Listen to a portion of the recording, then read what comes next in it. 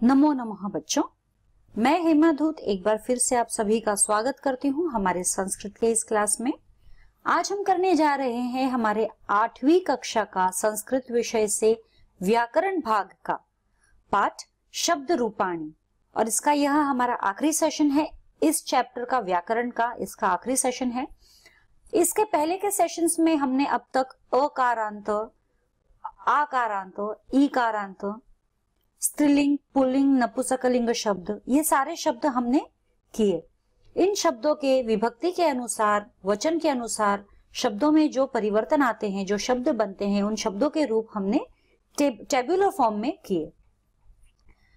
इस सेशन में हम जो करने जा रहे हैं, इन शब्दों का एक्चुअल में प्रयोग, वास्तव में इनका जो उपयोग कैसे होता है या प्रयोग कैसे होता है, हम वह करेंगे आज इस सेशन में।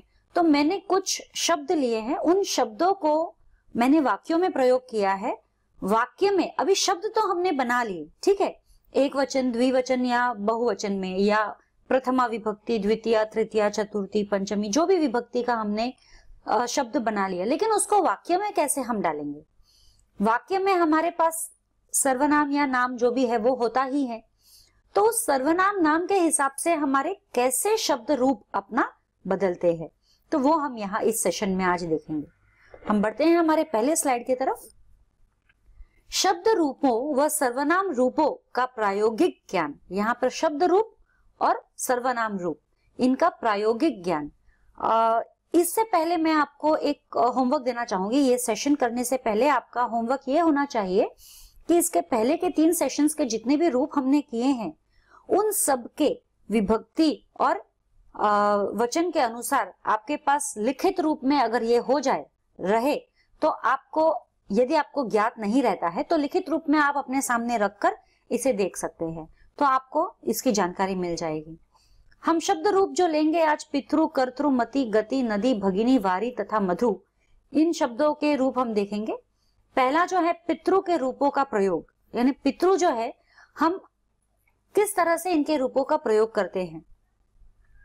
पहले में मैं आपको प्रथमा द्वितीय के जगह पे कर्ता, कर्म, करण, ये सारे शब्द दिए गए हैं। उसके बाद में हम प्रथमा द्वितीय यही लिखेंगे, लेकिन आपको पता होना चाहिए कि पहला जो प्रथमा है वह कर्ता रूप होता है। तो पितृ के रूपों का प्रयोग सर्वनामों के अनुसार हम कैसे करते हैं वो हम देखेंगे। कर्ता में सह मम पिता अस्ति, यानी वह मेरे पिता है। मम पित्रो गृह गच्छत, तो मैं पिता के साथ घर जाता हूँ, ठीक है। तो मम पितरौ गृहम गच्छत, तो पहला जो हमारा करता है सह मम पिता, पिता आपका प्रथमा विभक्ति आता है एक वचन रूप में, और वह हमारा जो पहला शब्द है हमारा प्रथमा, कर्ता में प्रथमा रूप ही आएगा। उसके बाद में देखो पितरौ, पितरौ जो है हमारा रूप बदल गया है। कर्म, कर्म जो है द्वितीय विभक्ति हम जिसे कहते हैं। ईश्वरम पितरम जानीहि सह पितरौ उपगच्छति, ईश्वरम पितरम जानीहि सह पितरौ उपगच्छति। कर्म में द्वितीय विभक्ति पितरम जो म की मात्रा आती है, लेकिन यहाँ देखिए पितरौ, पितरौ हमारा बदल गया है सह के साथ में, ठीक है। आगे बढ़ते हैं। करण, करण में हम देखेंगे सा पित्रा साक गच्छति, यानी सा पित्रा साक गच्छति, वह पिता के साथ जाता है। अहम पितृभ्याम सह गच्छामि, यानी मैं यहाँ पे देखिए जो दूसरा जो सर्वनाम आ रहा है वहां पर ये तृतीय विभक्ति नहीं है, पितृभ्याम एक वचन रूप नहीं है, यहाँ वचन बदल जाता है, यहाँ द्विवचन रूप आ जाता है। बस यही चीज है कि पहला जो सेंटेंस है हमारा तृतीय में ही रहेगा, एक वचन में रहेगा। जब दूसरे सेंटेंस में हम उसी चीज को रिपीट करते हैं तो वह द्विवचन या बहुवचन रूप, नॉर्मली तो द्विवचन रूप में ही आता है। संप्रदान में अर्थात चतुर्थी विभक्ति में पित्रे भोजनम आनय, पित्रे भोजनम आनय, और त्वम पितृभ्याम भोजनम देहि, ये द्विवचन रूप में आ गया है ना। अपादान में सह पितृ धर्म शृणोति, सह पितुः धर्म शृणोति, आवाम पितृभ्याम धनम प्राप्स्यावह, तो यहाँ पर भी हमारा जो है पितृभ्याम, यह हमारा द्विवचन रूप आ जाता है पंचमी में। षष्ठी संबंध पितुः आज्ञाम पालय त्वं पितरौः अनुज्ञाम न प्राप्तवान। तो पितुः आज्ञाम पालयः त्वं पितरौः अनुज्ञाम न प्राप्तवान, यह संबंध आ गया है। पहले यहाँ पे जो पितुः लिखा है वह हमारा षष्ठी है, लेकिन पितरौः है यह हमारा द्विवचन। यह एक वचन पहले एक वचन में आ जाता है, फिर द्विवचन में आ जाता है। तो सर्वनाम के साथ हम कभी भी द्विवचन विभक्ति वाला रूप यूज करते हैं। अधिकरण त्वं पितरी साधुः असि मम पितरोः विश्वासः अस्ति। तो पितरी पितरोः, तो मम दूसरे वाक्य में जब सर्वनाम आ गया है तो पितरोः द्विवचन रूप आ जाता है। संबोधन हे पितः मम रक्षाम कुरु, मतलब हे पिता मेरी रक्षा करो। हे पितरौ मम रक्षाम कुरुतम। पितरौ पहले में आ गया है पितः, हे पितः, और यहाँ हे पितरौः, तो यह हमारा जो संबोधन में एक वचन रूप है और पितरौ हमारा द्विवचन रूप आ गया है। अब इसी समान हमारे आगे के भी शब्द रहेंगे। कर्तृ के रूपों का प्रयोग, प्रथमा में ईश्वरः संसारस्य कर्ता अस्ति, मतलब ईश्वर संसार के कर्ता है। द्वितीय में सह कर्तारम प्रार्थयति, सह कर्तारम प्रार्थयति, सह हमारा ये आ गया है ग्रामर कर्तारम। तृतीय एतत् कार्य कर्त्रा कृतम, एतत् कार्य कर्त्रा कृतम, मतलब यह कार्य करना है। चतुर्थी कत्रेह किमपि कठिनम नास्ति, कत्रेह किमपि कठिनम नास्ति, चतुर्थी में कर्त्रे, चतुर्थी में हमारा कर्त्रे आ गया। पंचमी सह कर्तृम वरम याचते, सह कर्तुः वरम याचते। षष्ठी कर्तुः निवासः तु हृदये अस्ति। सप्तमी जगतः कर्तरी मम निष्ठा अस्ति। संबोधन हे कर्तः आशीषम देहि। जिस तरह से हमने कर्तृ रूप जो पिछले सेशन में कर्तृ रूप किए थे, वही हमने सेंटेंस में किस तरह से डाले हैं वो यहाँ पे बताए गए हैं। मति के रूपों का प्रयोग, प्रथमा में ऐशा मम मतिः अस्ति। द्वितीया अहम तव मतिम न जानामि। तृतीया मम मत्या स्वमति मेलय। चतुर्थी मातुः मत्ये सा पाकशालाम गच्छति, मातुः मत्ये सा पाकशालाम गच्छति, पाकशाला अर्थात किचन। पंचमी मातुः मत्याः मम मतिः भिन्ना अस्ति। पंचमी में देखिए मातुः मत्याः मम मतिः भिन्ना अस्ति, ये मत्या और मतिः दोनों भी अलग अलग वचन के अनुसार बदल गए हैं। मातु के साथ में मत्या आ गया है मत्याः, और मम के साथ में मतिः, यानी मातु के साथ में पहले जो है एक वचन रूप यूज किया गया है और मम के साथ द्विवचन रूप यूज किया गया है।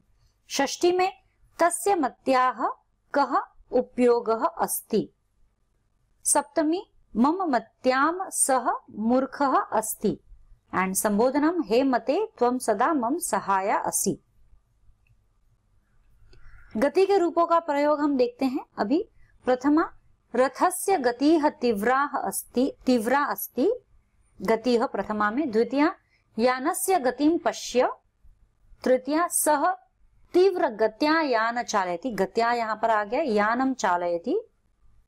चतुर्थी में याने गत्ये तैलम देहि, गत्ये, गति का तो जिस तरह से हमारे शब्द दिए गए हैं प्रथमा में उसी तरह से यह बनाए गए हैं यहाँ पर। पंचमी वायोः गत्याः दूरे तिष्ठः।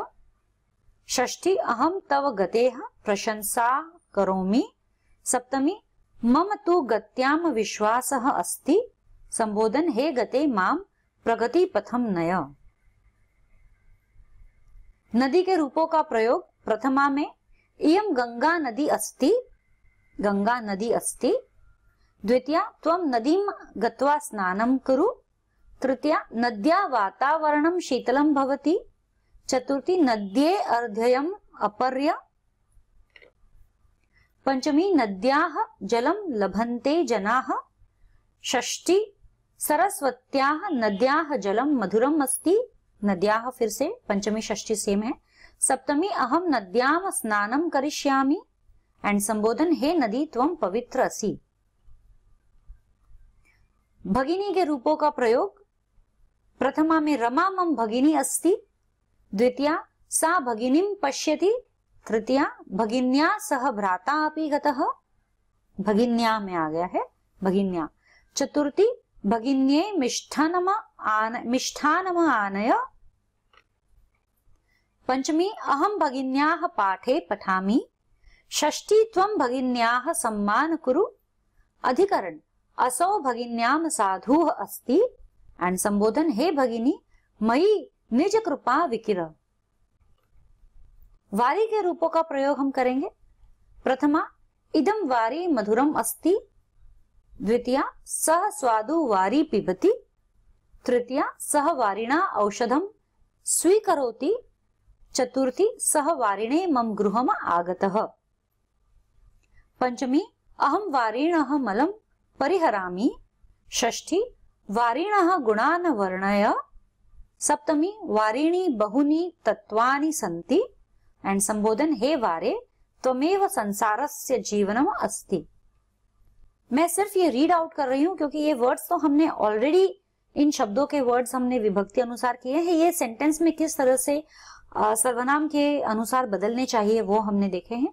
अब ये जो और आपको क्लियर जानकारी मिलेगी आप जब हम इसके बाद में सर्वनाम रूपों के जो बारे में, सर्वनाम के रूपों के बारे में अध्ययन करेंगे, तो उसके बाद में आपको इसकी जानकारी और ज्यादा क्लियर हो जाएगी कि किस तरह से हमारे रूप बदलते हैं, क्यों बदल रहे हैं।